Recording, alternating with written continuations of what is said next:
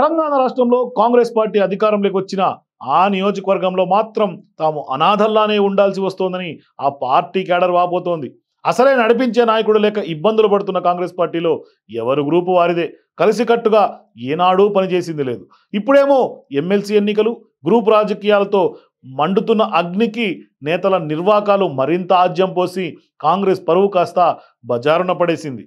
ఎన్నికల్లో డబ్బుల పంపిణీపై క్యాడర్ చేసిన ఆరోపణల ఆడియోలు వైరల్గా మారి అక్కడ కాంగ్రెస్ పరిస్థితికి అద్దం పడుతున్నాయి. ఎమ్మెల్సీ ఎన్నికల పోలింగ్ సందర్భంగా చోటు చేసుకున్న పరిణామాలపై కాంగ్రెస్ పార్టీలోని వాట్సాప్ గ్రూపులలో ఆడియోలు రిలీజ్ చేస్తూ కరీంనగర్ కాంగ్రెస్ నాయకులు తమ బాధలు వెలగక్కున్నారు.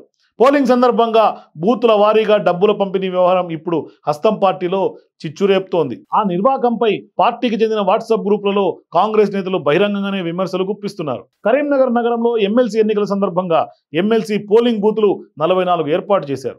వాటిల్లో 11 బూతులకి ఒక్కొక్కరు చొప్పున 4 పార్టీ సీనియర్ లీడర్లకి ఇన్ఛార్జ్ బాధ్యతలు అప్పచెప్పారు.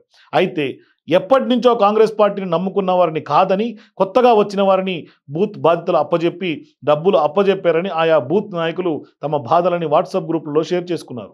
ప్రస్తుతం ఆ ఆడియోలు సోషల్ మీడియాలో చక్కర్లు కొడుతున్నాయి. కొందరు డబ్బులు పంపిణీ చేసిన వారిని ఉద్దేశించి తిట్లదండకం అందుకోగా ఓ మహిళా నాయకులు ఏకంగా పార్టీ జిల్లా అధ్యక్షుడు, రాష్ట్ర మంత్రులు, సిటీ కాంగ్రెస్ అధ్యక్షుడు, నియోజకవర్గ ఇన్ఛార్జీల పేర్లు ప్రస్తావిస్తూ ఆవేదనను వెళ్లగక్కున్నారు.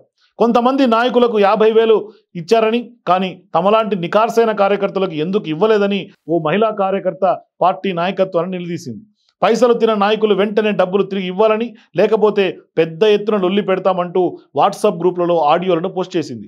ఈ వ్యవహారాలతో కనీసం అధికారంలోకి వచ్చిన తర్వాతైనా కలిసి జట్టుగా కట్టాల్సిన కరీంనగర్ కాంగ్రెస్ నేతలు ఎవరికి వారే యమునా తీరే అన్నట్లు వ్యవహరిస్తూ పార్టీ ప్రతిష్టను బజారుకు ఈడుస్తున్నారని స్పష్టమవుతోంది.